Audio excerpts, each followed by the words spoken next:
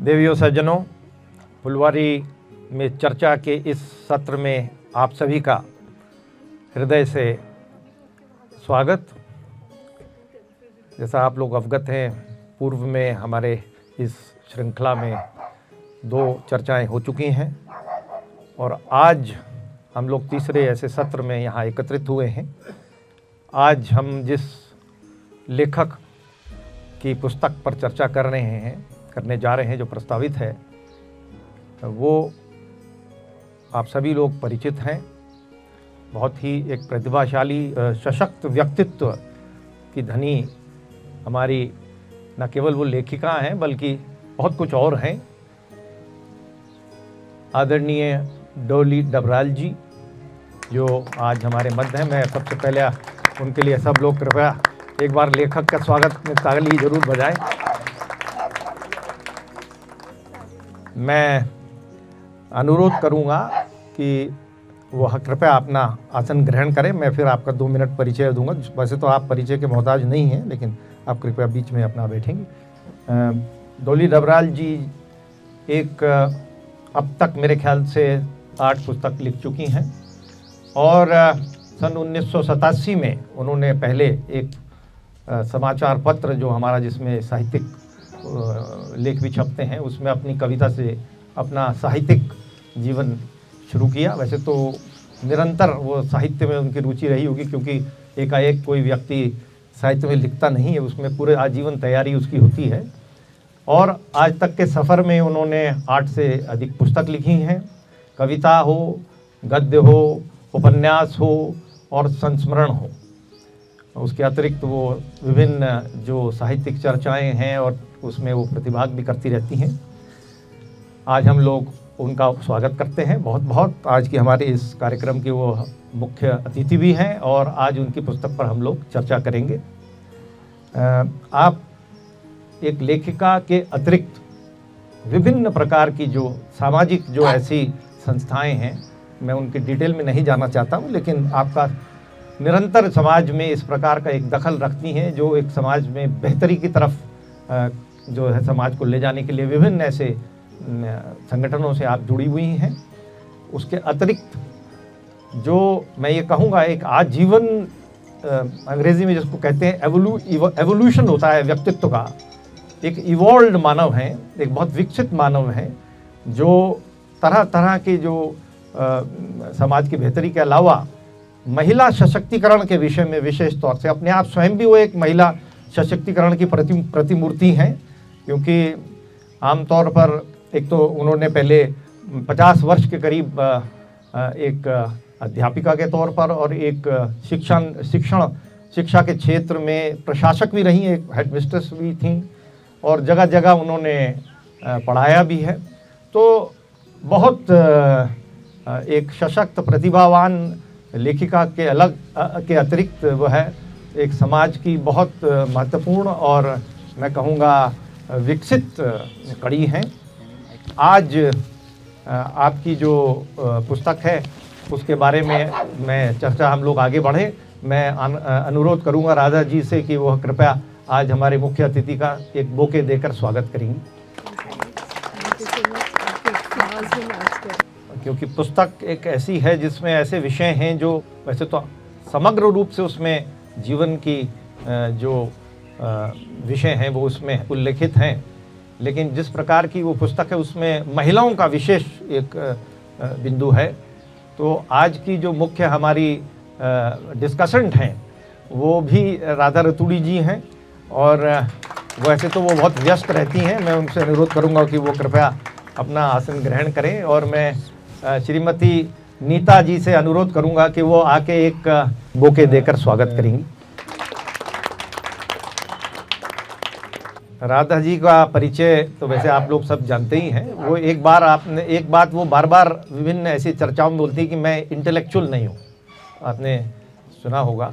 और मैं खाली इतना बताना चाहता हूँ कि जो व्यक्ति ये कहता है कि मैं इंटेलेक्चुअल नहीं हूँ, वही इंटेलेक्चुअल होता है, और जो कहता है कि मैं इंटेलेक्चुअल हूँ वो कभी इंटेलेक्चुअल हो नहीं सकता। वैसे इंटेलेक्चुअल का क्या परिभाषा हो सकती है, क्योंकि बॉम्बे यूनिवर्सिटी से इन्होंने, राधा जी ने ये ग्रेजुएशन में गोल्ड मेडल हासिल किया। उसके बाद ये कंसिस्टेंसी को देखिए, उसके बाद उन्होंने वहीं से मास कम्युनिकेशन किया, उसमें भी गोल्ड मेडल हासिल किया। और उसके बाद जब हम लोग सर्विस में थे तो 2 साल इनको लेनी पड़ी स्टडी लीव, क्योंकि मैं राष्ट्रीय पुलिस अकादमी चला गया था, तो वहाँ इनको पोस्टिंग नहीं मिल रही थी, तो वहाँ फिर कुछ कोर्स करना था। तो मास्टर्स इन पब्लिक एडमिनिस्ट्रेशन इन्होंने ओस्मानिया यूनिवर्सिटी से किया और वहाँ भी गोल्ड मेडल ले लिया। तो मैं इसी के साथ मैं अब अनुरोध करूंगा कि इसको आगे बढ़ाएं चर्चा को। आप बहुत बहुत धन्यवाद और पुनः आप सबका हार्दिक स्वागत और अभिनंदन, सभी श्रोताओं का भी, और विशेष रूप से हमारी आज की जो मुख्य नायिका हैं डॉली डबराल जी, डॉली दीदी, बहुत ही सम्मानित लेखिका, और हमने बहुत एंजॉय करे हैं आपकी बुक्स। अभी तक 4 किताबें आपकी पढ़ ली हैं हमने, बहुत ही अच्छी किताबें, बहुत ही अच्छी कहानियाँ हैं। मेन ऑर्गेनाइजर हैं यहाँ के, उनका स्वागत करती हूँ। डॉली जी से प्रश्न भी पूछेंगे। नहीं, पहले आप अपना बुक के बारे में बता दीजिएगा थोड़ा। इस सत्र को आप ही कोऑर्डिनेट करेंगे। प्रारंभ में मैं इस पुस्तक जिस पे आज चर्चा हो रही है, अफ्रीका हाउस, इसके बारे में आपको थोड़ा सा संक्षेप में बताना चाहती हूँ। ये जो पुस्तक है डॉली डबराल जी की, वैसे यहाँ जितने लोग हैं मुझे लगता है बहुत सारे लोगों ने इसको ऑलरेडी पढ़ा हुआ है, तो बहुत अच्छा आपको रोचक लगेगी चर्चा। ये हार्ड कवर में है, मेधा बुक्स दिल्ली ने पब्लिश की है, 2018 में पब्लिश हुई थी। 135 पृष्ठ की पुस्तक है, इसके 15 अध्याय हैं। ये मुख्य रूप से संस्मरण हैं और इसके 9 संस्मरण अफ्रीका हाउस से संबंधित हैं, जहाँ डॉली जी का पूरा बचपन और युवावस्था बीती है, और 6 संस्मरण जो हैं वो विवाह के पश्चात जहाँ जहाँ आप गई हैं वो बहुत ही रोचक हैं सारे संस्मरण। तो अब मैं मुख्य आयोजक अनिल रतूड़ी जी को कहूँगी, आप आगे चर्चा को आगे ले जाइए। धन्यवाद। पुस्तक ये एक संस्मरण के रूप में मैंने जो जितना इसको समझा है वो संस्मरण के रूप में उन्होंने लिखा है, जो मेमोर्स हम कहें अगर जो। और अभी जैसे राधा जी ने बताया, इसमें 15 इसमें ऐसे अध्याय हैं। यद्यपि बहुत शॉर्ट हैं, छोटे मतलब अध्याय हैं, लेकिन बड़े पावर पैक्ड हैं इस तरीके से कि उसमें एक भी शब्द या वाक्य मेरे ख्याल से ऐसा नहीं है जो कि हटाया जा सकता था। बहुत सुंदर लिखे हुए हैं। और इसमें इससे पहले कि हम चर्चा को आगे बढ़ाएं, मैं जो इसमें प्रेफेस है या जो इसकी प्रस्तावनाओं में कुछ लोगों ने इसमें टिप्पणियां लिखी हैं, एक तो शेरजंग गर्ग जी ने जो इसकी प्रस्तावना में लिखा है, उन्होंने ये बताया, और उसमें आगे चल के हमारी लेखिका ने भी अपने जो इंट्रोडक्टरी नोट है उसमें ये लिखा है कि हमने गद्य को लिखने के लिए उनसे प्रेरित, उनसे जो उनका सुझाव था उसको लेकर आपने गद्य लिखा। उससे पहले आप आमतौर पर कविताओं में ही लिख रही थी। कुछ मैं इसमें आपसे खाली 2-4 मिनट इसलिए लूँगा क्योंकि कुछ मैं इसमें वाक्य इसके पढ़ना चाहता हूँ, उनको आप अपने मस्तिष्क में रखिएगा क्योंकि चर्चा में वो फिर आगे आ सकते हैं। कहानी झूठ बोलकर सच कहने की कला है, जबकि संस्मरण सच बोलकर सच कहने की कला है। संस्मरण लेख से ईमानदारी की मांग करता है, लेखक से ईमानदारी की मांग करता है। लेखिका अपने कहन में इस कसौटी पर खरी उतरी है।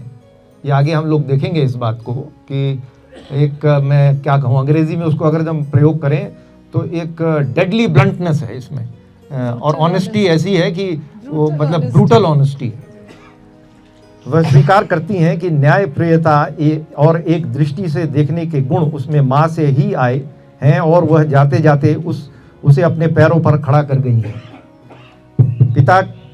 पिता घर की आर्थिक धुरी हैं जिसके गिर्द यह परिवार घूम रहा है। उनके अफ्रीका में व्यापार करने के कारण घर का नाम ही अफ्रीका हाउस हो गया है। संयोग से पिता पर लेखिका ने कोई संस्मरण नहीं लिखा है। आपने अपना एक जो डेडिकेशन ज़रूर शुरू में दिया है, लेकिन उसमें इस पर आगे आप चर्चा में बात आएगी। कुछ और बड़े इंटरेस्टिंग इसमें बातें हैं जो है, नादिर शाही हुक्म होता है कि उसे पति के साथ जाना है कि उसे खाने पीने की तकलीफ ना हो। व्यवहार ब्याह कर लाई लड़की तो पति की सर्वकालिक सेविका है। और जब एक बार चमगादड़ घुस जाता है उनके अपने बालों में शादी के बाद, तो पति जो है, पतिदेव जो हैं, चमगादड़ी तो है, जोर से आवाज़ मत करो, बाहर जवानों तक आवाज़ जाएगी। यह उनके मधुमास की प्रथम रात्रि है। वह थोड़ी सी राहत पाने के लिए पति के कंधे पर सिर रखने की कोशिश करती हैं। पति उसे झिड़क देता है कि उसकी वर्दी के सितारे खराब हो जाएंगे। यह लेखिका का प्रस्थान बिंदु है। उसने फिर कभी अपने पति के कंधे पर सिर झुकाने की जरूरत नहीं की।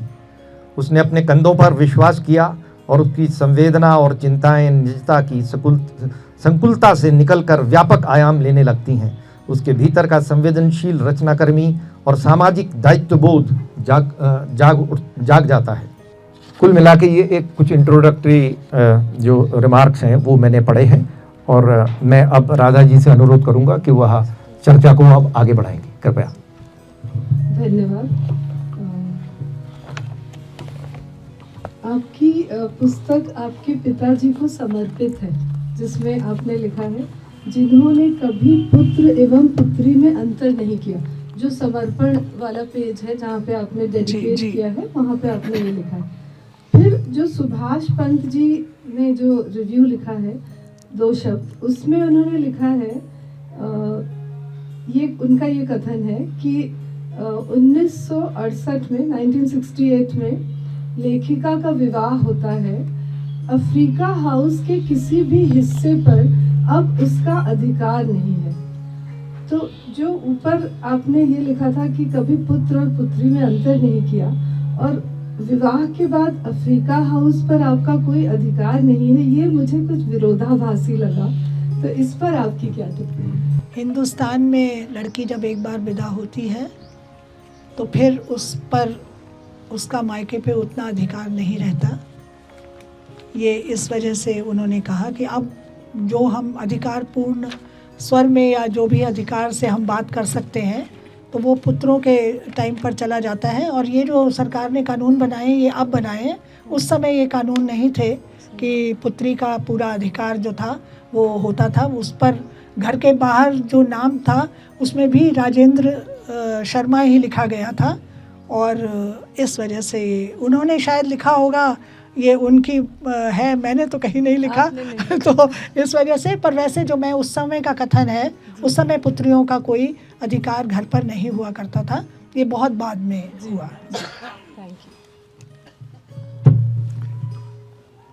आपकी जो इसमें 15 अध्याय हैं, उसमें से 9 अध्याय आपके अफ्रीका हाउस से संबंधित हैं। तो जैसे अफ्रीका हाउस, जिन्होंने पुस्तक पढ़ी नहीं है, वो उनके घर का नाम था, क्योंकि पिताजी अफ्रीका में व्यवसाय करते थे।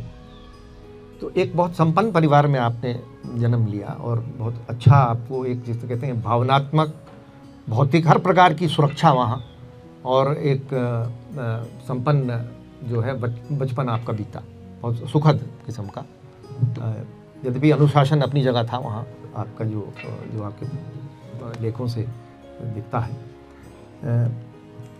तो जो मैं इसको इस दृष्टिकोण से पूछ रहा हूँ, क्योंकि 9 तो उसमें वहाँ के हैं, और 6 जो हैं वो उसके बाद के हैं, जो आपके विवाह के बाद के हैं।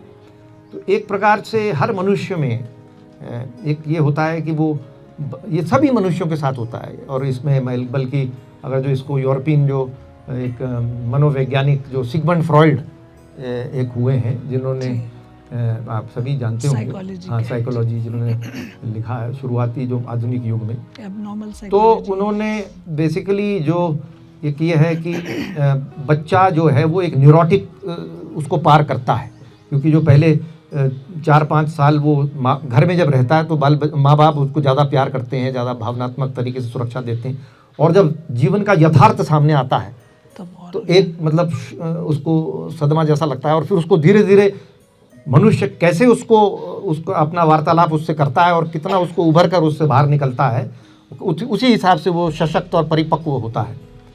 तो एक वापस जाने की जो नॉस्टैल्जिया होता है, जैसे हम हर मनुष्य के अंदर ये होता है कि भाई हम फिर से अपनी माँ के जो है पेट में चले जाएं वापस, जहाँ फिर से संसार की जो थपेड़े हैं वो ना लगें, और दूसरी तरफ संसार के थपेड़े हैं जिसके युद्ध कर कर हमें आगे बढ़ना है। तो एक नॉस्टैल्जिया पीछे की तरफ देखने का होता है और चुनौती आगे की तरफ जाने की होती है।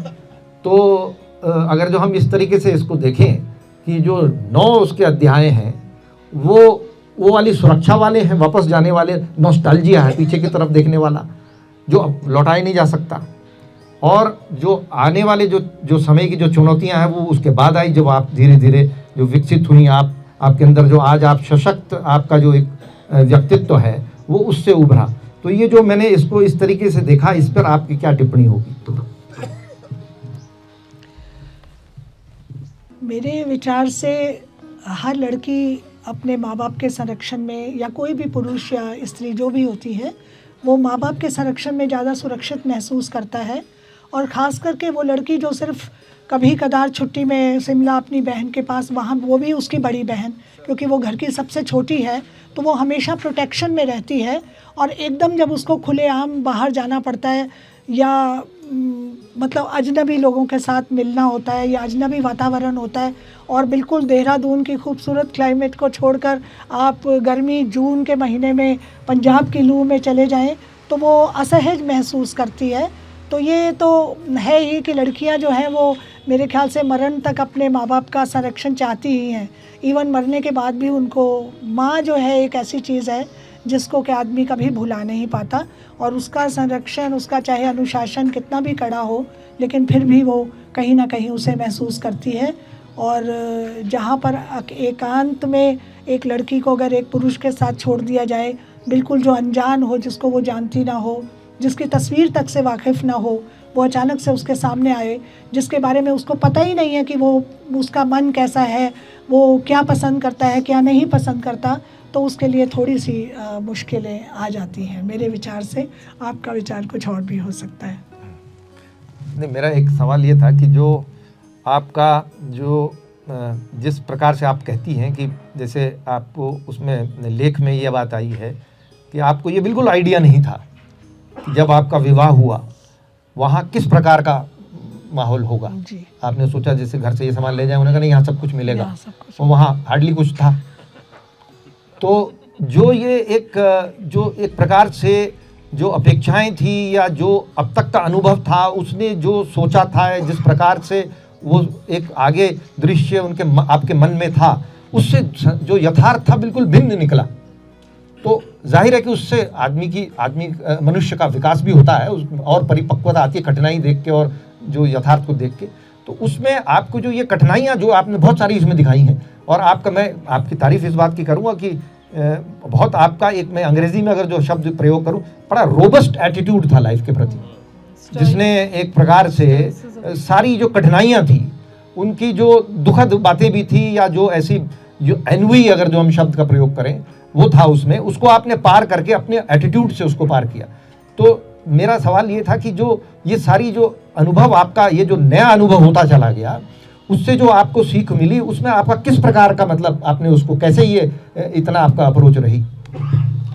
क्योंकि मैं कभी घर से बाहर निकली नहीं थी, स्कूल और घर। आप लोग शायद मानेंगे नहीं कि मैंने शादी से पहले किसी की शादी ही नहीं अटेंड करी।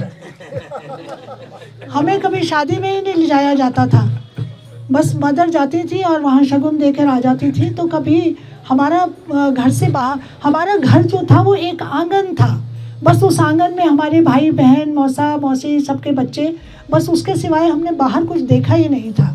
हमारे अफ्रीका हाउस में जो पूरा, मतलब वो मेरे ख्याल से देहरादून का, मुझे बाहर का तो मालूम नहीं, ऐसा था कि आधे गोल कमरे तो हुआ करते थे, लेकिन पूरा गोल कमरा कभी किसी का नहीं हुआ।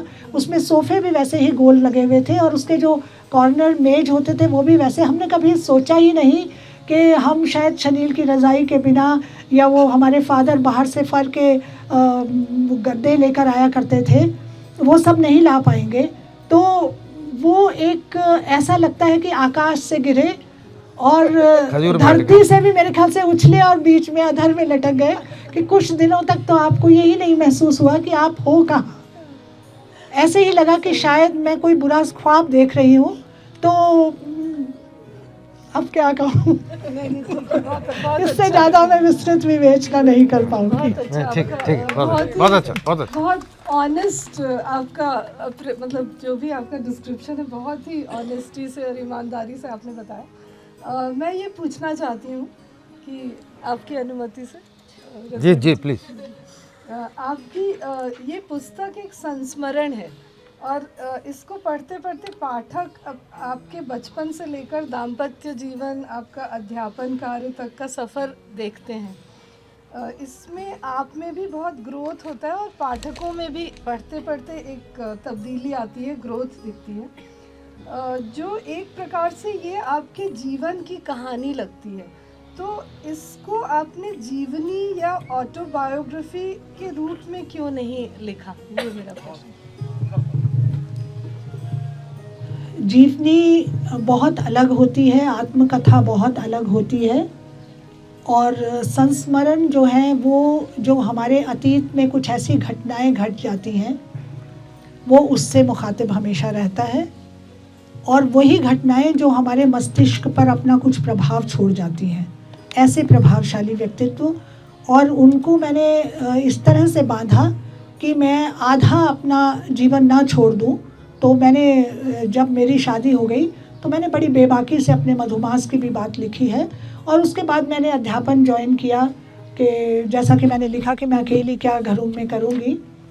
तो उस दौरान में मुझे जो जो लोग मिले, क्योंकि मेरे को लगा कि जैसे मेरा जीवन है ऐसी और भी बहुत से लोग होंगे शायद, क्योंकि न मालूम क्यों मुझे अभी भी ऐसा लगता है कि हिंदुस्तान में 90% स्त्रियां जो चाहती हैं वो पाती नहीं। ये एक बहुत कटु सत्य है जिसे स्वीकारना नहीं चाहती वो समाज के भय से, और उस समाज के भय से वो कुछ कहना भी नहीं चाहती। आपको कितना कैसा लगता होगा जब आप दिन भर एक कविता लिखती हैं और शाम को आप आके सुनाना चाहें और वो कहें कि यार क्या बकवास लिखी है, या आप पूरी मेहनत करके खाना बना रहे हैं और वो कहें कि यार इससे अच्छा तो मैं होटल में खा लेता। ये मेरे पति ने नहीं कहा, मैं साधारण लोगों की बातें हैं। नहीं, ये देखिए इतने सारे शेर और एक पुलिस वाला शेर और एक मुख्य सचिव के बीच में मैं मियाती हुई सी बैठी हूँ। ये मेरी घटना में एक बब्बर शेर को भी ले आती तो फिर देख लीजिए मैं क्या जवाब दे सकती थी। पॉसिबल नहीं है। तो ये फिर मैंने जो मेरे अनुभव जो हुए, मेरे को जो टीचिंग के दौरान हुए।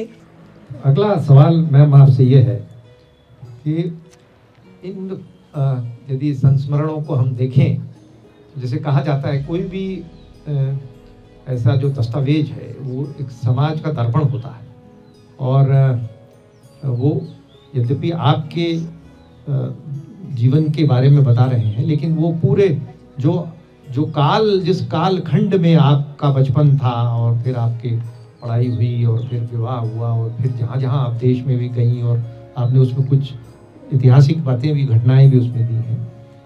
तो एक प्रकार से वो जब हम इतिहास को देखते हैं तो एक तो सीधा सीधा इतिहास लिखा जाता है जिसमें जो पॉलिटिकल हिस्ट्री जिसको हम कहते हैं कि भाई अकबर थे या जो भी और राजा थे या ब्रिटिश काल था उनका लॉर्ड फलां थे। एक वैकल्पिक इतिहास होता है जिसको हम कहें ऑल्टरनेटिव हिस्ट्री, और वो साहित्य के माध्यम से बहुत अच्छी तरह से वो आता है। तो उसमें वैकल्पिक इतिहास क्या है कि अमुक व्यक्तियों, दो किस्म से, एक तो फिक्टिशियस कैरेक्टर है जो काल्पनिक चरित्रों के माध्यम से हम लोग कहानियां लिखते हैं, उसमें भी काल आ जाता है। लेकिन जहाँ वो सच्ची कहानियां हैं जैसी आपकी कहानियां हैं और जो कि संस्मरण है, डिक्लेयर्ड आपके अपनी कहानियां हैं, उसमें एक वैकल्पिक इतिहास का बहुत सुंदर तरीका है ये मेरे ख्याल से जैसे आपकी छोटी छोटी चीजें हैं, इसमें वो बक्सा था जो आपका पाकिस्तान से आया था, बक्सा था, तो ग्रामोफोन यहाँ लिया गया। तो उस जमाने में ग्रामोफोन, अब ये किसी इतिहास में वैसे नहीं दिखाई देगा आपको, लेकिन ये पार्ट तो इतिहास का है, यद्यपि वो आपके घर का इतिहास है। ग्रामोफोन का क्या उस समय क्या कीमत थी, किस प्रकार से उसको वैल्यूबल तरीके से रखा जाता था, कैसे उसको बंद करके रखते थे आप, ये सारी चीजें इसमें आई हैं। जैसे लैम्ब्रेटा है, उसका स्कूटर के जो एक युग था वो, और उस यद्यपि वो एक थोड़ी सी दुखद कहानी है जो आपने उसमें संस्मरण लिखा है, लेकिन इन सब बातों से एक आपने बहुत अच्छा, जैसे एक ऑल्टरनेटिव हिस्ट्री का तरीका, हम कहें वैकल्पिक इतिहास भी उसमें है। तो इसमें क्या कोई आप इस पर कोई टिप्पणी करना चाहेंगे? जो संस्मरण होते हैं वो आपके जीवन का थोड़ा सा इतिहास ही होते हैं, लेकिन हम उसको इतिहास नहीं कह सकते, क्योंकि इतिहास एक अनवरत श्रृंखला हो जाती है और एक ही चीज़ पर केंद्रित होती है। अगर हम मुग़ल इतिहास लिख रहे हैं तो मुग़ल पे ही लिखेंगे। मेरे यहाँ जवानों की जो बीवियाँ आती थी वो एमए पास भी होती थी, बीए पास भी होती थी, लेकिन उनके पास पढ़ने के लिए कुछ नहीं होता था। आप तो कर्नल साहब को तो मालूम होगा कि उसमें सिर्फ फौजियों की किताबें हुआ करती थी। तो मैंने सोचा कि कुछ ऐसा मैं लिखूं और उस भाषा में लिखूं कि मैं आम औरत तक पहुंच सकूं, और इसीलिए और हिंदी का प्रचार प्रसार हो, क्योंकि हमारे ज़माने में अंग्रेज़ी को इतना महत्व दिया जाता था कि हमने भी खुद भी, हमारे घर में भी पूरी किताबें अंग्रेज़ी की ही हुआ करती थी। तो हम सोचते थे कि कहीं ना कहीं हिंदी पढ़ी जाए, और वो हिंदी पढ़ी जाए कि भाई प्रेमचंद को कितना पढ़ेंगे, कब तक पढ़ेंगे, उन कहानियों को कब तक पढ़ेंगे, आखिर कुछ नॉवेल्टी होनी चाहिए। तो इसीलिए जब भी मैंने लिखा, मैंने औरतों के बारे में ही लिखा, और मैंने उतना साधारण, बल्कि लोग डिक्शनरी क्लिष्ट शब्द के लिए लिखते हैं और मैंने डिक्शनरी तलाशी उसके आसान शब्द के लिए, कि मैं चाहती तो मैं बहुत क्लिष्ट शब्दों का प्रयोग कर सकती थी। जब मेरी शादी हुई तो मेरे पति ने पहला मेरे से प्रश्न ये पूछा कि तुम्हें चाइनीज़ खाना बनाना आता है? तो मैंने उनसे कहा कि चीनी हमारे दुश्मन है, क्योंकि 1963 की लड़ाई हुई थी, और मेरे दुश्मनों की बात मत कीजिए। हमारे देश में विशेष तौर से, वैसे अंग्रेजी साहित्य बहुत अच्छी चीज़ है, अंग्रेजी भाषा भी बहुत एक विख्यात तो है, लेकिन निश्चित तौर पर हिंदी के प्रति हमारी एक हमारा समर्पण आवश्यक है, और हम लोग आपसे बहुत प्रभावित हैं कि आपने ये हमेशा हिंदी में ही लिखने पर आपका बल है। मैं एक सवाल आगे जो पूछने वाला हूँ वो, मैं यद्यपि है तो आपके व्यक्तिगत जो जीवन है उसी से जुड़ा हुआ है, लेकिन मैं आपसे एक व्यक्ति के तौर पे नहीं पूछ रहा हूँ, एक लेखक के तौर पे पूछ रहा हूँ। इसमें आपने जैसे अपने वैवाहिक जीवन में कहा कि साहब वो इस प्रकार की नादिरशाही हुक्म, आपने कंधे पर जब सर रखा तो उन्होंने झिड़क दिया, इसमें कहीं प्रेम, श्रृंगार या इस प्रकार का भाव आपने कहीं भी नहीं डाला, इसका क्या कारण क्या हो सकता है?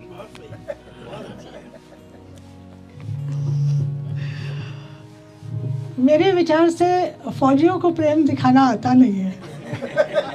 जितना वो अंदर महसूस करते हैं उतना उन्हें आता नहीं है, जो कि शायद एक सिविल, जैसे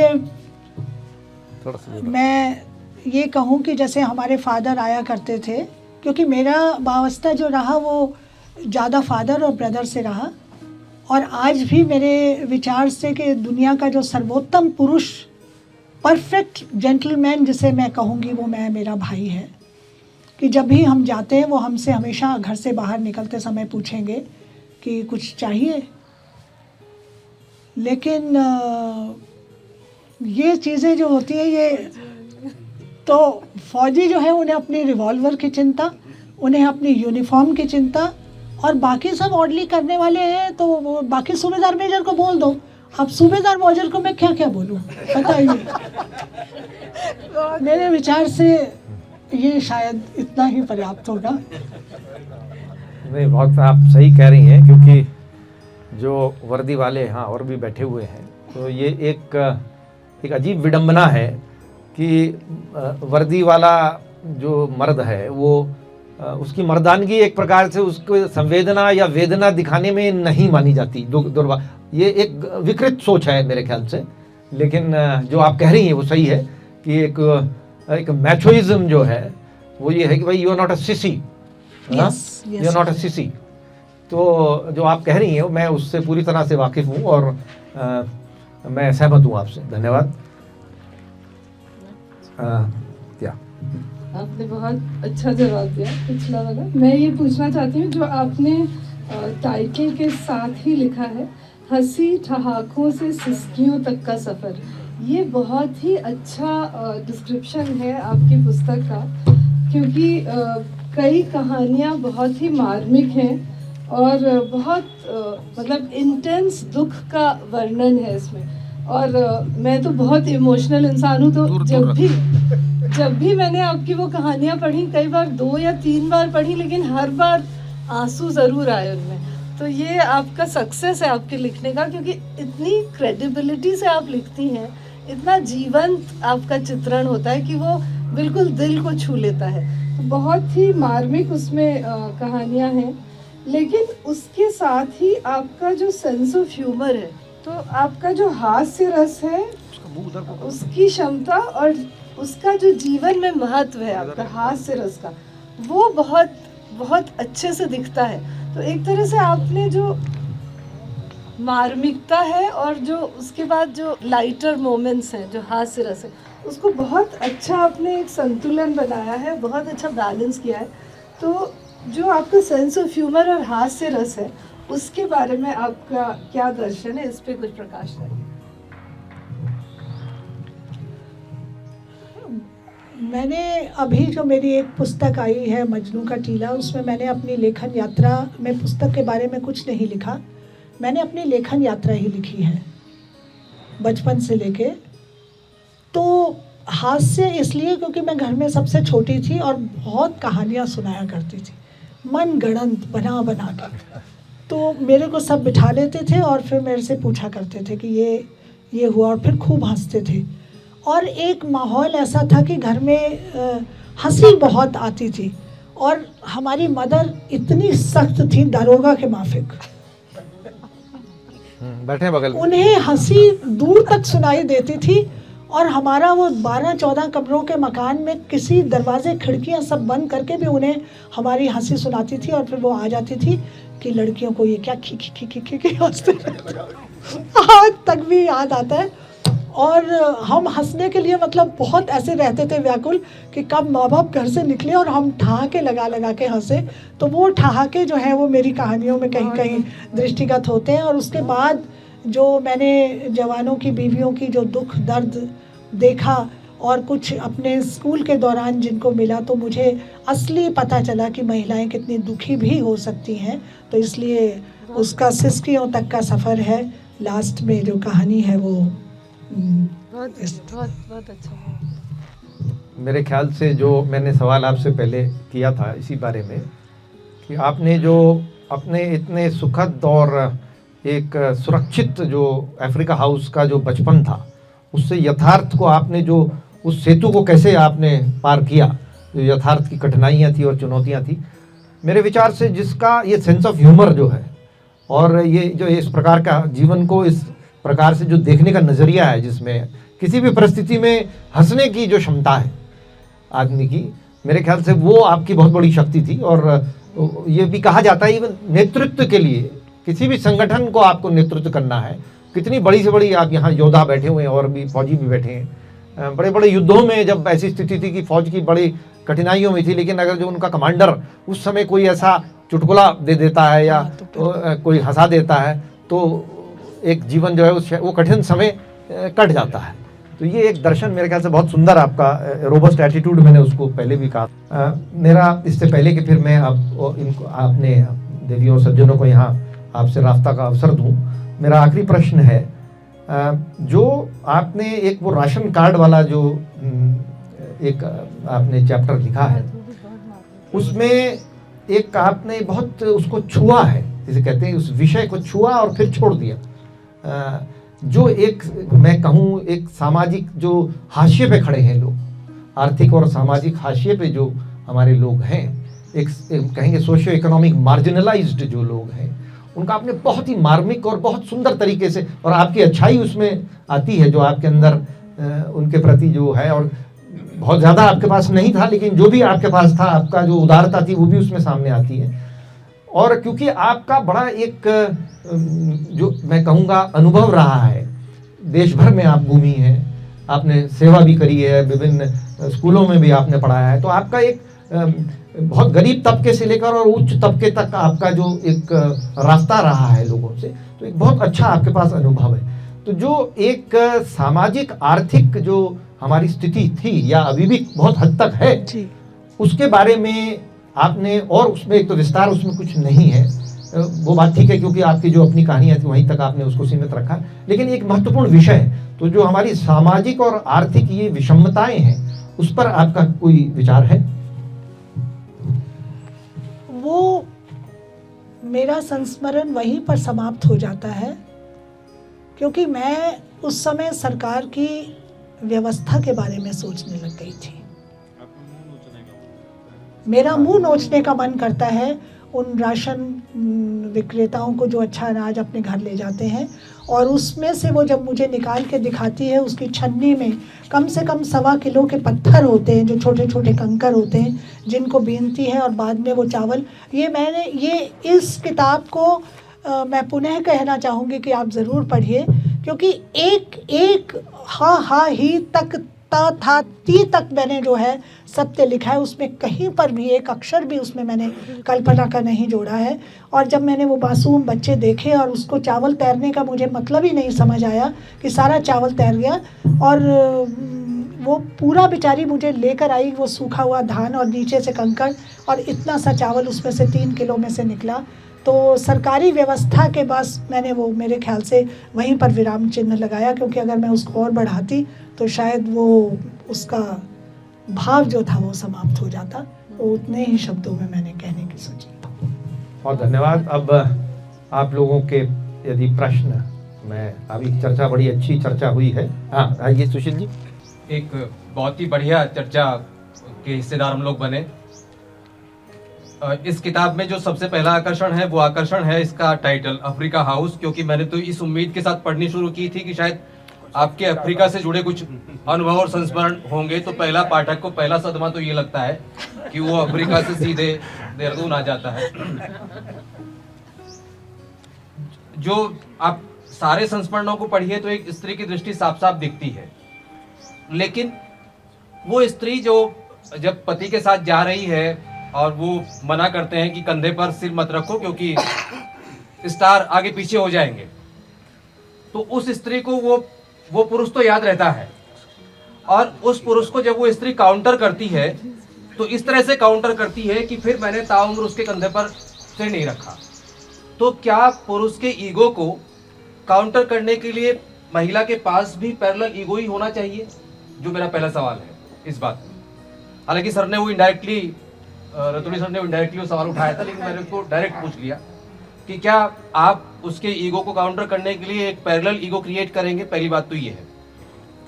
दूसरी बात ये है कि सारे संस्मरणों में स्त्रियों के चरित्र जितनी खूबसूरती से विकसित हुए हैं, पुरुषों के चरित्र कहीं विकसित ही नहीं है, बल्कि उसे और थोड़ा सा, अब हो सकता है चूंकि मैं पुरुष हूं तो मुझे लगे कि ये साधारणीकरण मेरा पुरुषों के साथ ही होगा, तो संभव है कि मैं सारे पुरुषों की पीड़ा व्यक्त कर रहा हूं, ये भी आक्षेप हो सकता है। लेकिन पुरुषों के जो चरित्र हैं या पात्र हैं, अब कर्नल साहब तो कुछ बोल नहीं पाएंगे क्योंकि साली साहिबा के साथ फिर रिश्ता अलग तरह का है, तो कैसे काउंटर करेंगे। तो खैर, अब वो पुरुषों के चरित्र चूंकि विकसित ही नहीं है, तो वो ऐसा लगता है कि पूरे परिप्रेक्ष्य में वो विलेन की तरह है। तो दो बातें मेरी हैं। पहली बात ये कि क्या उसको, उस ईगो को काउंटर करने के लिए पैरेलल ईगो की जरूरत है, और दूसरी बात ये है कि क्या पुरुष सच में, वो पुरुष जो कहता है कि नहीं स्टार खराब हो जाएंगे, वो जब घर में होता है और खासतौर से बढ़ती हुई उम्र के साथ होता है, तो क्या आप उसमें कोई बदलाव पाती हैं या अभी उसके कंधे पर स्टार ही चिपके हुए हैं? Thank you. ये बहुत सुंदर आपने प्रश्न पूछा, लेकिन शायद आप बीएसएफ की नौकरी को जानते नहीं हैं कि रात के 11 बजे तक भी स्टार लगे ही रहते थे। तो स्टार्स को बिगाड़ने की नौबत मेरी कभी आई नहीं। दूसरी बात यह है कि अगर ये कहानियाँ तो नहीं कहूँगी, ये संस्मरण कहूँगी, इसमें पद्मा को ढूंढने में डॉक्टर आनंद ने मेरी बहुत मदद की। एक अच्छे पुरुष की बात है, या उसका भी पुरुष अच्छा है बेचारा जो राशन लाकर देता है उसको। और सबसे पहले तो मैंने पृष्ठ के मुख पृष्ठ पर ही लिख दिया कि उस पिता को समर्पित जिसने पुत्र और पुत्री में भेद ही नहीं किया। तो अब जब मेरे संस्मरणों में पुरुष है ही नहीं तो मैं उनकी तारीफ कैसे करूं? वो केवल अनुगामी हैं। अनुगामी नहीं, ये तो नहीं, वो पुरुष जो है केवल अनुगामी, पुरुष है ही नहीं उसमें। अब कहानी व्यक्तिपरक है तो मतलब व्यक्ति जब मेरे अपने संस्मरण है उसमें किसी पुरुष की भूमिका ही नहीं है। अब पुरुष तो जब मैं हिंदी साहित्य समिति में आई तब मेरे मिले। आधुनिक समाज में ये तो पिछली 50-60 साल पुराने आपके संस्मरण हैं। आज के युग में भी इतना तरक्की याफ्ता होने के बावजूद भी शाम को किचन में जब सब्जी बनती है तो निर्णय सब्जी बनाने वाले का नहीं होता कि कौन सी सब्जी बनेगी, कोई और तय करता है जी। मेरा ये सवाल है कि सिमोन डी बोआ, वर्जीनिया वुल्फ और शिवानी, इनमें से आप किससे ज्यादा प्रभावित रही हैं? जो आपकी चरेयू कहानी है या संस्मरण है वो तो मुझे मतलब शिवानी वाला अक्स उसमें लिखा है। बहुत अच्छे। यदि अगर सच पूछे तो जब मैंने लिखना शुरू किया तो मैं कभी किसी लेखक से प्रभावित नहीं हुई। मैंने उन्हें पढ़ा बहुत है, अमृता प्रीतम मेरी बहुत फेवरेट रही है, लेकिन मेरे विचार से मेरे किसी कहानी पर किसी अन्य लेखक की छाया नहीं। वो सिर्फ मेरे अपने विचार हैं और मेरे अपने अनुभव हैं। और मैं अपने जब मैं लिखती हूँ तो मैं, और एक बात और बता दूँ कि मैंने कभी उसको फिर दोबारा सही नहीं किया। जो पहली बार कलम से लिखा गया वही मेरा अंतिम होता है, बस वही फिर टाइप होता है। बहुत अच्छे। Brutal honesty. आइए मैम। नमस्कार। अफ्रीका हाउस मैंने 2 बार पढ़ी। पहली बार तो जब उन्होंने पहले दी थी और दोबारा फिर फ़ोन आया था कि अफ्रीका हाउस एक बार फिर पढ़ लो। तो जब मैं ये पढ़ रही थी उन्हीं दिनों फिर मैंने एक सीरिया पे बनी हुई एक पिक्चर देखी, द लास्ट पिक्चर। उसमें एक बच्चा अपनी जीवन की यात्रा को चलचित्र के माध्यम से बता रहा है, छोटे छोटे टुकड़ों में बता रहा है। मुझे लगा कि वो उसने अफ्रीका हाउस पढ़ ली शायद। वाह वाह, बहुत सुंदर। बहुत सुंदर। वो बच्चा जवान हो रहा है और फिर बच्चा हो रहा है, फिर जवान हो रहा है, फिर बच्चा हो रहा है।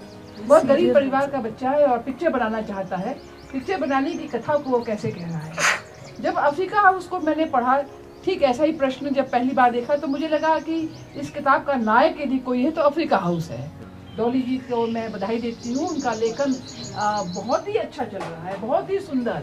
उनकी जो नई कहानियाँ आई हैं और जो उनके चूरमा कहानियाँ हैं, गजब कहानियाँ हैं। बहुत बहुत मैं साधुवाद देती हूँ। और हम लोग एक समवयस्क हैं, शायद मैं थोड़ी सी बड़ी होंगी, इसलिए उनको आशीर्वाद भी देती हूँ। बहुत सुंदर। मैंने एक लाइन में ही, क्योंकि किताब मैं बहुत बड़ी नहीं करना चाह रही थी, मैंने एक लाइन में ही यहाँ वर्णन किया है कि पिता का पैसा लगा और माता का श्रम लगा और तब अफ्रीका हाउस बना। और जब उसके नाम का जिक्र हुआ, क्योंकि 6 बहनें थी तो उनका भी नाम आता और भाई का नाम भी आता, तो इसलिए उन्होंने कहा कि चूँकि पिता अफ्रीका में है तो इसका नाम, सब यहीं रह रहे हैं तो इसलिए इसका नाम अफ्रीका हाउस रख दिया जाए। और हर कहानी में अफ्रीका हाउस के आंगन की कहीं चर्चा है तो कहीं उसके उसकी ग्रामोफोन की चर्चा है, तो उन्हीं के माध्यम से मैंने अफ्रीका हाउस के भी जिक्र किया। नहीं, जो इससे पहले मैं बीना जी को आमंत्रित करूं, जो आपने अफ्रीका हाउस की बात करी, मेरे विचार से जो मुझे पढ़ने में लगा, अफ्रीका हाउस एक चित्त है, एक चित्त है, एक मतलब एक अवेयरनेस है, एक ऐसे समय की जो एक बचपन है, जो एक अनुभव है। तो ये महत्वपूर्ण नहीं है कि उसका आकार कैसा था, उसकी याददाश्त क्या है, उसके जीवन में कैसे हम बने। जैसे वर्ड्सवर्थ ने कहा ना, the child is the father of the man. इसीलिए यहाँ लिखा बचपन में, बिल्कुल, हाँ, बचपन में हमारा बचपन के हमारे अनुभव कैसे रहे, वही हमारे वयस्क जब हम बनेंगे वो उनको निर्धारित करेगा। तो अफ्रीका हाउस एक वो समय है, समय है। हाँ, तो उसका जो आकार है, उसका आर्किटेक्चर है, उसकी वस्तु वो जो है वो महत्वपूर्ण उतनी नहीं है। कृपया मैम, आप बीना मैम, आदरणीय बीना मैम आएंगी। सभी को नमस्कार, आपको बधाई है। और क्योंकि मैं इस किताब के लोकार्पण में भी उपस्थित थी और दोबारा मैंने किताब पढ़ी है, तो डॉली जी से मेरे दो प्रश्न हैं। एक कि आप एक कहानीकार भी हैं और चरेऊ की जो बीना पंत है, जब आप 1987 में उनसे मिलती हैं, उसके बाद का जीवन अगर आपके हाथ में दे दिया जाए उनका, कि कैसा उनका जीवन होना चाहिए, तो कैसे आप उस कहानी का समापन करेंगे? ठीक है, बहुत मार्मिक कारुणिक अंत है। इसी कहानी से, इसी संस्मरण से संबंधित दूसरा प्रश्न है मेरा कि एक तरफ बीना पंत अपनी माँ की बात को अपने दिमाग में रखे हुए हैं कि स्त्री का सौभाग्य उसका चरेऊ है। ठीक है, आज 3.5 दशक से ज़्यादा का समय हो गया है। उस माँ के कथन के अनुगुण आज आप महिलाओं से जुड़ी हुई हैं, उन महिलाओं में देखती हैं, या गुलजार साहब का एक नज़्म है कि कितनी गिरहें खोली मैंने, कितनी गिरहें बाकी हैं, बहुत सुंदर नज़्म है। तो वो आत्मचिंतन देखती हैं कि मैं गिरहों को खोल रही हूँ, मैं अब माँ की बातें सुन रही हूँ, या उससे भी आगे की स्थिति देखती हैं एक कहानीकार के, एक साहित्यकार के दृष्टि से, क्योंकि आप अध्येता भी बहुत गहन है, बहुत पढ़ती हैं। तो ये दो सवाल मुझे आपसे। बहुत अच्छे गंभीर सवाल पूछा है। पहला सवाल इनका ये है कि अगर वो मैं उनके जीवन में होती तो शायद कुछ करती, तो मैं होती तो मैं जाके पहले तो उसके पति को खूब पीटती, और अगर मेरे बस में होता तो मैं शायद उसका विवाह दूसरी जगह करवा ही देती, क्योंकि ऐसे व्यक्ति के साथ रहना कोई आवश्यक नहीं। तो ये तो आपके ऐसा मेरा, जैसे मैंने पद्मा की शादी 42 साल में करी और मैंने अकेली ने करी, इतना बड़ा समाज से विद्रोह लिया उस समय, पूरी कॉलोनी सरोजनी नगर की आकर बाहर झंडे लेकर खड़ी हो गई थी कि आप कैसे विवाह कर सकती हैं, लेकिन मैंने किया। और अब दूसरा जो आपका प्रश्न है वो इन्होंने बोला कि कितनी, मेरे विचार से ऐसा बीत गया है, मतलब ऐसा है कि बेटी और माँ का रिश्ता जो होता है वो दुनिया का सबसे अमूल्य रिश्ता होता है, और उसकी माँ जो सिखाती है, आज की माँओं के पास समय नहीं है अपनी बेटियों को शिक्षा देने का, ये एक बहुत बड़ी विडंबना है, क्योंकि वो अपने कामकाज में इतना खोई हैं कि उन्हें नहीं समय मिलता। लेकिन हमारे ज़माने में माँ जो होती थी वो परमात्मा का रूप होती थी, कि माँ का कहा जो है वो सबसे अकाट्य है, मतलब जो उसने कह दिया वैसा ही होगा। तो अगर हमें माँ ने, मैं तो खैर माँ नहीं थी जब मेरी शादी हुई, लेकिन पिता ने भी जाते जाते यही कहा कि बेटा मैं बहुत अशक्त हूँ, जैसे भी हो निभा लेना और वहीं रहना। तो शायद उन परिस्थितियों में मैं भी समझौता न करती अगर मेरे दोनों प्रतिष्ठित परिवार, मेरे पिता का परिवार और मेरे ससुराल का प्रतिष्ठित परिवार आड़े न आया होता। उस समय मैंने सिर्फ अपनी माँ की बात याद रखी कि नहीं, मुझे यहीं रहना है, क्योंकि स्त्री के लिए बहुत कठिन हो जाता है जब वो विषम परिस्थितियों से समझौता करती है, एक घर की ही नहीं, सामाजिक परिस्थितियों से। जिन पार्टीज़ में आपको अच्छा नहीं लगता, आपको जाना पड़ता है, जहाँ पर शराब पी के कोई भी ऑफिसर आपके पास आ जाता है और शायद आपको उसका पास में बैठना अच्छा नहीं लगता, आप उस समय पति से शिकायत भी नहीं कर सकते क्योंकि पति मशगूल है अपने जूनियर ऑफिसर्स के साथ। तो कुछ ऐसी बहुत सी बातें जो हम नहीं कह सकते, शायद आप फौजी जीवन में होते तो शायद उसको महसूस करते, क्योंकि आप प्रश्न पूछ रहे हैं एक सिविल लाइफ से, मैं जवाब दे रही हूँ एज ए फौजी ऑफिसर, जो मैंने सहा है, जो मैंने देखा है।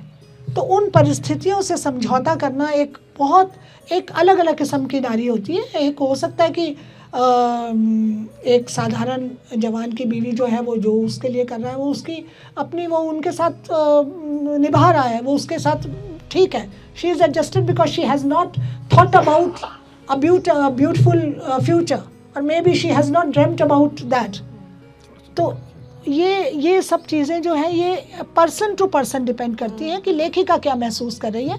ये लेखिका का अपना विचार है, इसमें मेरे ख्याल से कोई अन्य बोध नहीं होना चाहिए। मेरे ख्याल से 2 प्रश्न हम और ले सकते हैं। हाँ, एक आइए, आप आइए पहले डॉक्टर साहब आइए, फिर मैडम आप आइए।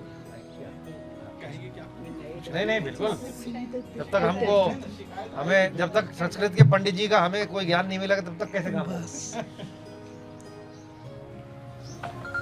बहुत अच्छी परिचर्चा हो रही है और बहुत सारे बिंदु निकल करके आ रहे हैं। अनेक आयामों के खुलने का हम सब यहाँ पर अनुभव कर रहे हैं। एक साहित्यिक पक्ष की दृष्टि से मान लिया जाए ये सभी साहित्यिक लोग हैं, और हैं ही, मानना क्या है, हैं ही हैं। आपने इस पुस्तक के प्रारंभ में लिखा कि यह नितांत सत्य है और सारी निजी चीजें हैं। अच्छी बात है, आपने बहुत सुंदर, सरल और आकर्षक भाषा में अपनी निजी बातों को स्मृति के वातायन से आने वाली उस ठंडी ठंडी हवा को शब्दों में ढाल करके रख दिया, और उसकी जो शीतलता है, उसकी जो सुगंधी है, वह सबको महसूस हो, यह चाहा भी।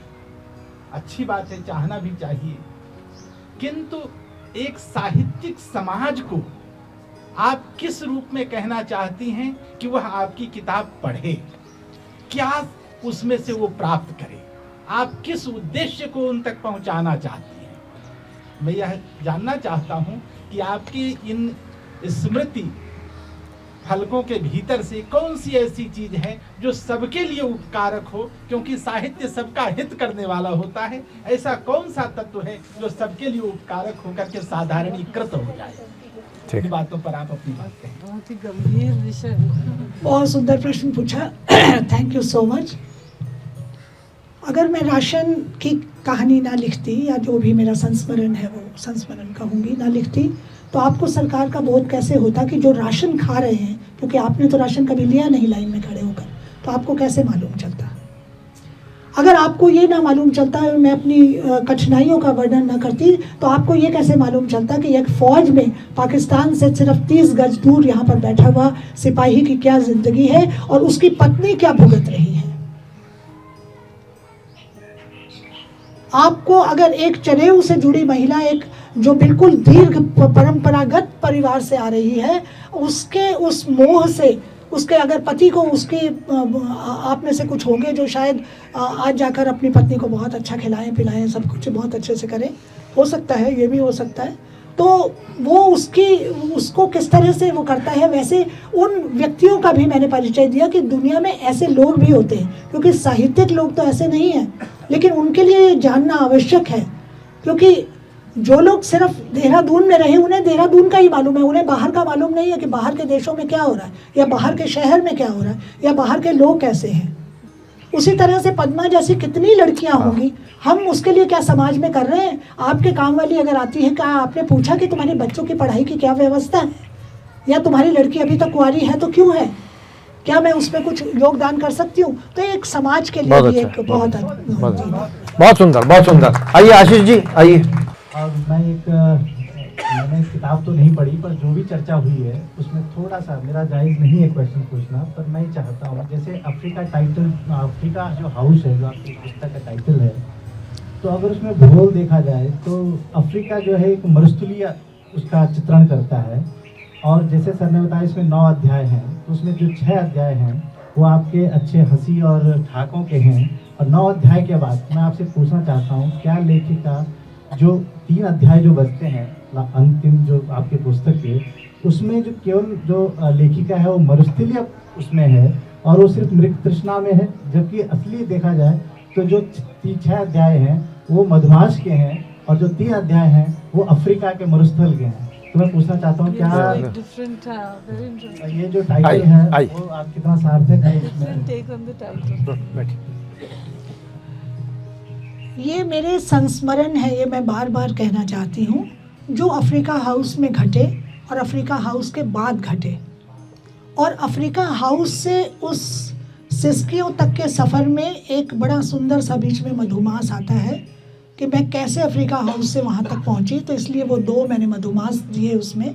और उसके बाद मैं जिन महिलाओं से मिली, मैं उन महिलाओं में ही रही, क्योंकि मैं आज की तारीख में भी अगर मैं देहरादून में हूँ तो यहाँ के जितने करोड़पति हैं मेरे ख्याल से वो सबके साथ मेरे साथ बचपन से बैठे उठे हैं, लेकिन मैं उनके साथ बैठती नहीं हूँ।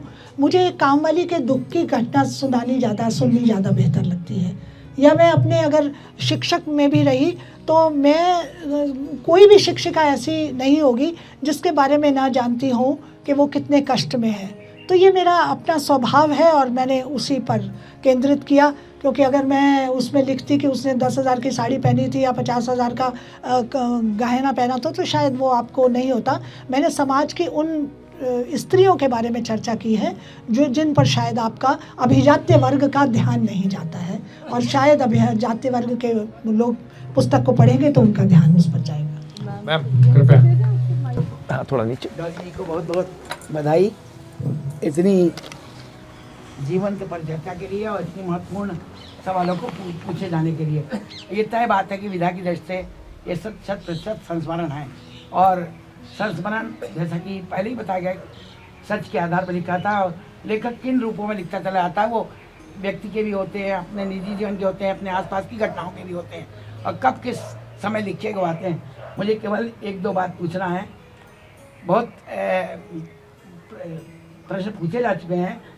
एक तो मैं बात कहना पसंद करूंगी कि भाषा के संबंध में जो आपका बड़ा अधिकार है, विशेष रूप से ग्रामोफोन में जिस तरीके से आपने उन घरेलू औरतों के महाभारत चर्चा के समय और उनके जो संवाद प्रस्तुत किए, वो सीधे कमेंट्री करती कौरवों को, पांडवों को, और उसके बाद कहती ये मर्द जात कभी नहीं सुधरेगी इनका भी। तो ये बहुत बड़ी उपलब्धि है, और उसी पंजाबी भाषा में आपने किया है। और फिर थोड़ी देर बाद उनको घर की याद आ जाती है। तो ये बड़ा सीधा सार्थक शब्द चित्र है। पूरे आत्मीय भावों के साथ पुनर्स्मरण करते हुए आपने संस्मरण लिखे हैं, जिसमें कि स्त्रियों का 2 ही विकल्प है, माँ को छोड़कर सुखिया और दुखिया इसी तरह के संबंध होते हैं। ननद भाभी का हो और भाई बहनों का कुछ भी हो, बहनों का हो, सुखिया दुखिया, पर इसमें दुखिया चित्र ज़्यादा है, दुखिया चित्र ज़्यादा है। और इस समकालीन स्त्री विमर्श के चिंतन के प्रसंग आप अपनी रचना प्रक्रिया को इस रूप में देखती हैं, क्योंकि सुखिया दुखिया का सवाल आज भी खत्म नहीं हुआ औरतों के साथ।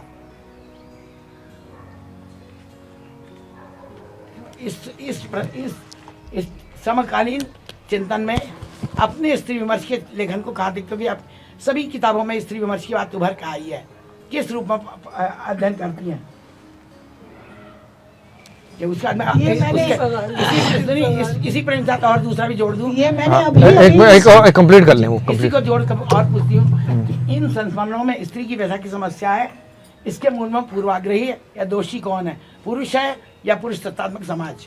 वाह क्या तो 2 सवाल हो गए, मतलब 2 सवाल हो गए एक साथ एक ही संदर्भ उनका जुड़ा हुआ है। जी, मैंने अभी 2 मिनट पहले ही इस बात का जवाब दिया कि मेरी दृष्टि वाकई उतने अभिजात्य वर्ग से रिलेशन होते हुए भी मेरी उन व्यक्तियों, मतलब हम इतनी स्त्री सशक्तिकरण की आज बातें करते हैं, लेकिन घर में जाते जब एक मेरी कविता भी है, एक आज की स्त्री जो है वो महिला सशक्तिकरण के दिन पर घर पहुंचती है और उसके रास्ते भर यही सोच रही है कि घर में इतने कपड़े पड़े होंगे, इतने बर्तन मांजने वाले होंगे और इतना मेरा पति का कपड़ा होगा, उसकी ड्रेस को तैयार करके रखना है मुझे। तो ये सारी चीज़ें पुरुष तो नहीं सोचता, स्त्री ही सोचती है। तो मेरा जो दृष्टि है वो उन महिलाओं पर जो जाती है जो इन सब चीज़ों से वंचित है। तो मैंने अभी इसी बात पर ध्यान दिया कि मेरा ध्यान मधुमास वाले सवाल जी, मधुमास नितांत निजी संस्मरण है, और उसमें जो है आपने हर समय वर्दीधारी टंगे हुए स्टार का वो देखा हुआ है। तो इसमें जो है परिवार और समाज की आधारभूत इकाई दाम्पत्य के जो समीकरण है अब शाश्वत नहीं दिखते, जहाँ साथ रहने की पीड़ा अलग रहने की पीड़ा से बहुत अलग दिखती हो। तो इस मामले में या इतनी निर्मम हो कि जड़ता की बात जीवन चल रहा हो, इतनी विद्रोही हो जाती है कि उसको पुरुष जो है एक खलनायक की तरह दिखने लगता है। खलनायक ऐसा नहीं है कि सब जगह वर्दीधारी या टंगे हुए। क्या बात है मैम, क्या बात है, वाह वाह वाह वाह, क्या बात है, बहुत सुंदर, वाह वाह, मेरे फेवर में बोल रही हैं। साथ रहने की पीड़ा अलग रहने की पीड़ा से बड़ी हो, या इतनी निर्माण हो कि जड़ता की बात जीवन चल रहा हो। बहुत अच्छे, बहुत अच्छे, बहुत अच्छे। बताइए, इसका जवाब बताइए। इसका जवाब ये है कि आप तो नहीं दे सकती और यहाँ पर बैठे हुए अधिकांश लोग भी नहीं दे पाएंगे, लेकिन मेरे 56 साल के विवाहित जीवन में जो नौकरी के दिन थे, वो मेरे ख्याल से अगर हमने 30 वर्ष उन्होंने नौकरी करी होगी तो उसमें से मैं उनके साथ 8.5 वर्ष भी नहीं रही होंगी। Very tough, very tough, very tough. तो क्या कहते हैं वो, जिसको लगे वही, जो तन लागे सो तन जाने, तो जिसके पाँव कटी विवाही वो क्या जाने पीर पर आई। तो मैंने इस बात का उल्लेख किया और सचमुच आज भी अगर हम महिला सशक्तिकरण की बात करते हैं, लेकिन मैं नहीं समझती, ललित मोहन जी शायद मेरी इस बात से वाकिफ होंगे कि आज भी महिलाओं की स्थिति ज़्यादा सुधरी नहीं है। एक आखिरी सवाल, अभी ईगो की बात हो रही थी, क्या स्व के वर्चस्व के झगड़े को बाहर रखकर परख की जा सकती है ताकि स्त्री दमित और शोषित ना हो और पुरुष भी असहाय और असुरक्षित ना हो? वो आदर्श, मैंने ये सवाल पूछा था, यही सवाल मैंने पूछा था। मैं सवाल पढ़ रही हूँ कि स्व के वर्चस्व के आगे झगड़े को बाहर रखकर परख की जा सकती है ताकि स्त्री दमित और शोषित ना हो और पुरुष भी असहाय और असुरक्षित ना हो। क्या बात है सर, और बहुत सारे सवाल। ऐसा आदर्श आइए, आ जाइए, आइए, मुझे जवाब दे देंगे कि ये पुरुष ही कह रहे हैं कि ये है ऑब्जेक्टिव, स्त्री तो कोई नहीं बोल रही। देख लीजिए, उनका विवाह नहीं हुआ ना, वो भोगे नहीं है। नहीं, लेकिन हमें बड़ी खुशी है, तब भी वो हमारे फेवर में और हमारे उसको समझ रही है, आपके फेवर में भी है वो। मैंने ऐसा कभी नहीं कहा कि मेरे प्रति ने शायद विश्व में, सारा विश्व में सबसे ज़्यादा प्रेम मुझे ही किया होगा, मैं ये नहीं कह रही। लेकिन एक साहित्यिक लड़की जो मिल्स एंड बोन्स या बाबरा काटलन पढ़ती है और जो दूर से देखती है कि घोड़े पर आ रहा है और उसके विचार, उसके सपने, उन सब चीज़ों पर धरातल पर प्रेम करना और उन ख्वाबों में रहना, वो एक बहुत अलग बात होती है। उसको सिर्फ हम महसूस कर सकते हैं, उसको कह नहीं सकते। बहुत अच्छा, जी, रतूड़ी जी भी इस बात पर सहमत हूं। मैं बिल्कुल समझ गया आपके जवाब। अब एक आखिरी प्रश्न अगर जो किसी का है तो हम करें। मैं पहले मंजू मेहमान है। बहुत सवाल बनाए थे, सदन को मैं अपना अभिवादन प्रेषित करती हूँ और चूँकि बहुत चर्चा हो चुकी है और आदरणीय डॉली जी से, डॉली मैम मेरी आदरणीय हैं और सभी मेरे गुरुजन हैं, तो हालांकि अभी ये पुस्तक चर्चा कम और ये महिला पुरुष चर्चा ज़्यादा हो गई है, लेकिन मैं जो अफ्रीका हाउस का जो खूबसूरत जो पक्ष है उस पर कुछ कहना चाहूँगी। डॉली मैडम की जो अफ्रीका हाउस है, जैसे कि अभी किसी ने कहा है कि जब हम शीर्षक पढ़ते हैं तो ऐसा लगता है कि किसी बिल्डिंग के बारे में बातचीत हो रही है।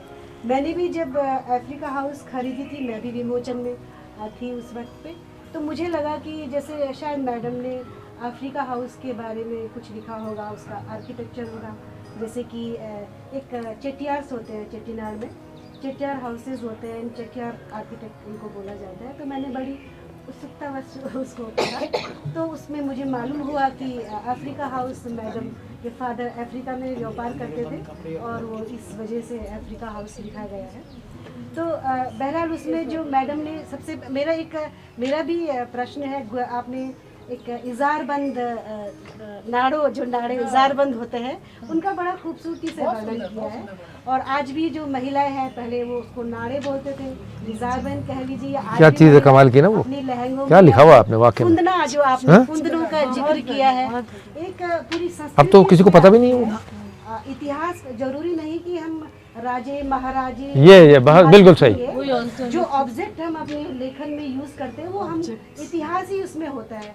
चाहे जैसे मैंने कहा हाउसेस की बात की है या इजारबंद ऑल्टरनेटिव हिस्ट्री, या मैडम के जो घर में जो चूल्हा है, लोहे की कढ़ाई है, या बोरों के हिसाब से जब पिस्ते आते हैं तो दैट टाइम में वो पिस्ते आते होंगे, या गेहूं आता था या चावल आता था, वो पूरी हमारी संस्कृति को बयां करती है। सबके घर में बहुत सही, बहुत सही, बहुत सही कर पाते हैं। और इवन जब मैडम की अफ्रीका हाउस मैंने पढ़ी तो मैं, सुधा मूर्ति जी ने एक पुस्तक लिखी है हाउस ऑफ कार्ड, कार्ड का घर जो है, तो जब वो अपने गांव ले जाती है तो मुझे भी ऐसा लगा कि मैडम हम पाठकों को अपने साथ जो है अपने पूरे जो पिछला जो उसमें लेके जाती है।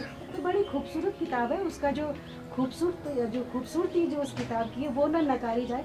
हालांकि मैम कहीं पे मुझे लगता है कि थोड़ा सा अतिवादी हो जाती है पुरुष लोगों के प्रति, थोड़ा सा उनका थोड़ा सा मुझे लगा ये मेरी महिलाओं की तरफ से आ रहा है जी, क्योंकि जो वर्दीधारी जो पुरुष होता है उसके। और एक बात से मैं इत्तेफाक नहीं रखती हूँ कि जो सितारे वाली बात मुझे लगती है, जो वर्दी वाली बात, क्या मैं पूछना चाहूँगी कि क्या जो भी BSF वाले हैं या जो भी फौजी लोग हैं, क्या वो जो प्राइवेट ट्रैवल करते हैं तो क्या वर्दी पहन के करते हैं? तो इस बात पे मुझे विरोधाभास दिखाई दिया, तो मैं जानती। मुझे लगता है कि आपने शायद किताब अच्छी तरह से नहीं पढ़ी। मैंने उसी में जवाब दे रखा है कि उन्होंने वहाँ पता ही नहीं तुरंत पहननी पड़ी थी कि वो तो चेंज किया उन्होंने। हाँ, उन्होंने रास्ते में पहनी कि मुझे सीधे दफ्तर जाके रिपोर्ट करना पड़ता है। हर दफ्तर के अपने अपने अलग नियम होते हैं, तो वहाँ पर जैसे ही उतरेंगे तो उनको जाके पहले ही रिपोर्ट करना है कि जी बंदा हाजिर है। और यूनिफॉर्म के ऊपर मेरे ख्याल से मेरे साथ ये बैठे हुए हैं कि यूनिफॉर्म पर वो कोई आंच नहीं आने देना चाहते। जब मेरे अफ्रीका हाउस में अगर आप मौजूद रही होंगी तो आपको याद होगा कि DGP आए थे वहाँ से दिल्ली से, चमन लाल जी, उन्होंने भी यही कहा था कि क्यों आप वो कर रहे हैं BSF, वो नौकरी है, वो तुम्हें खाना पीना देती है। तो ठीक है, खाना पीना भी मिलता है, लेकिन एक नई लड़की के बहुत सारे कुछ और सपने भी होते हैं, तो वो भी जरूरी। बहुत अच्छा। तो हाँ ओके। मेरा कोई क्वेश्चन नहीं है, बट एक चीज़ का जिक्र यहाँ पे हुआ था कि अपीयरेंस के बेसिस में गर्ल्स को जज किया जाता है। सिर्फ गर्ल्स को ही नहीं जज किया जाता है, बॉयज़ को भी जज किया जाता है। लाइक अगर मैरिजेबल एज में कोई बॉय है या फिर गंजापन आ रहा है तो वो भी बहुत वरीड रहते हैं, या कॉम्प्लेक्शन है।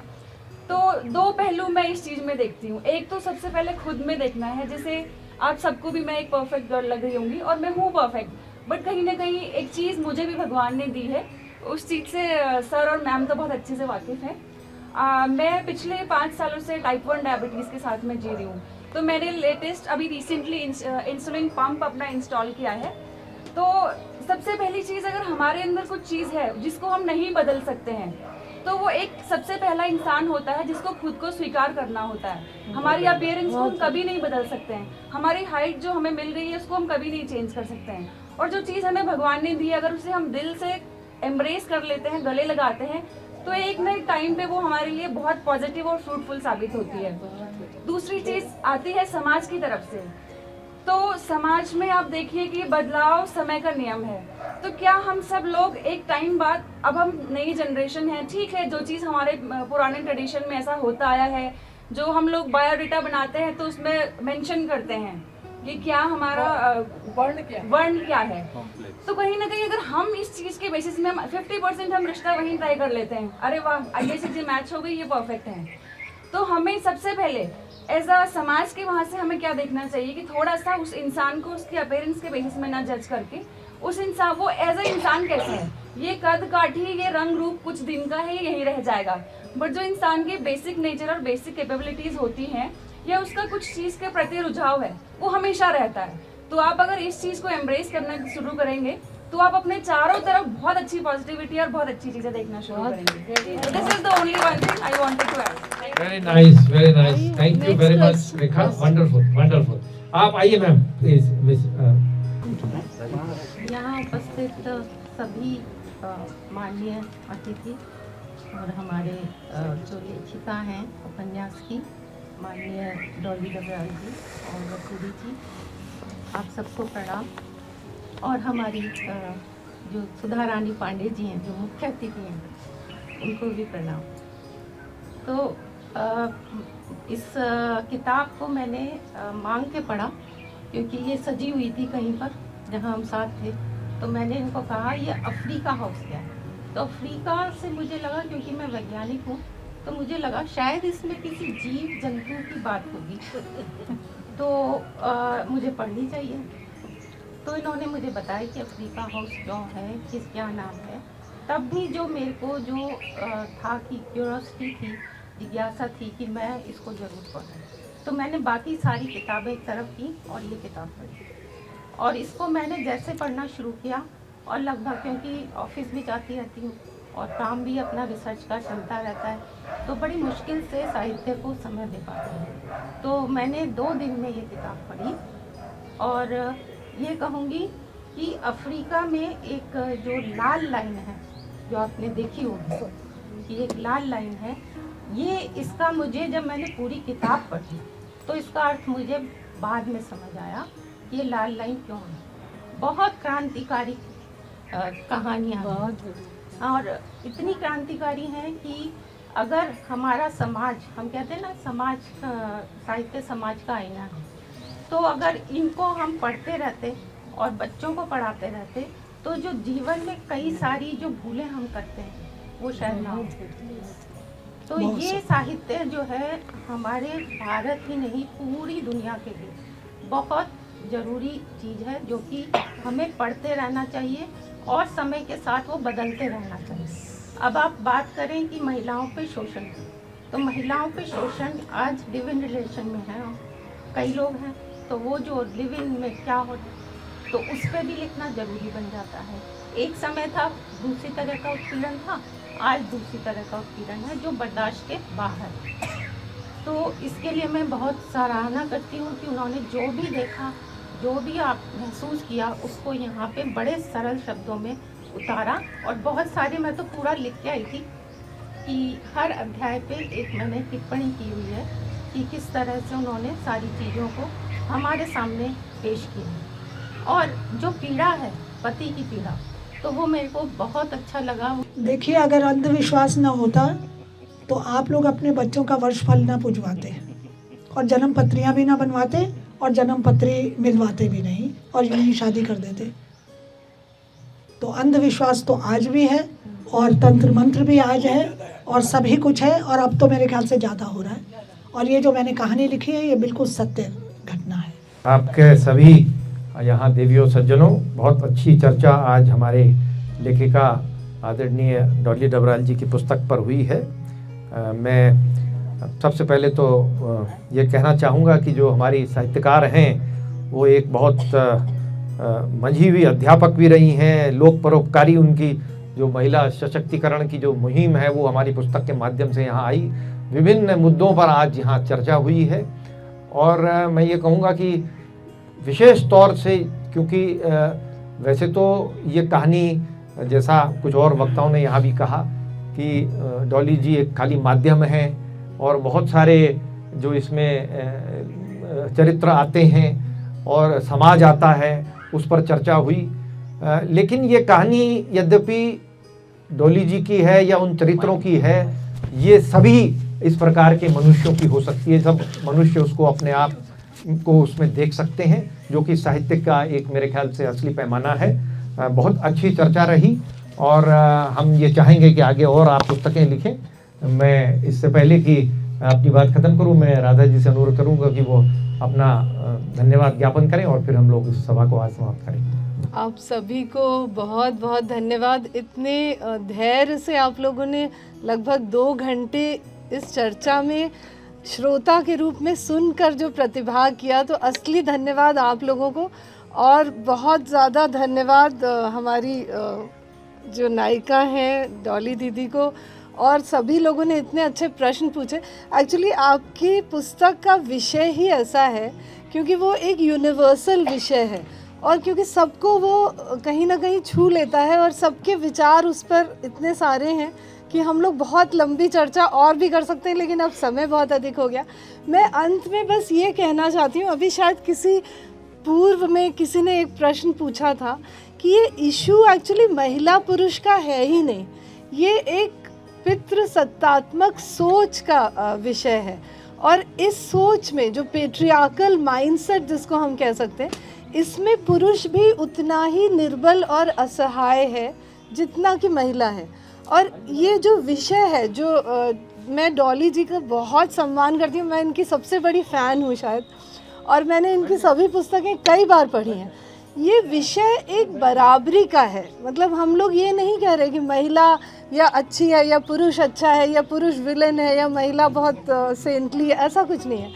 हम लोग एक संविधान के अंतर्गत इस देश में रह रहे हैं। हमारा संविधान महिला और पुरुष और सभी लोगों को बराबरी का हक देता है। तो क्या ये हक आज उनको मिल रहा है या नहीं मिल रहा है, ये है मुख्य मुद्दा। और इसलिए मैं बहुत बहुत आभारी हूँ डॉली डबराल जी का कि आपने ये जो बराबरी का हक देने वाली बात है, इसको केंद्र में रखकर आपने अपनी पुस्तकें लिखी हैं। मैं तो अनुरोध करूंगी कि सभी साहित्यकार इस विषय पे लिखें, क्योंकि अभी हम लोगों को बराबरी पे पहुंचने में बहुत आगे जाना है। और पुनः आप सबको यहाँ आने के लिए बहुत बहुत धन्यवाद।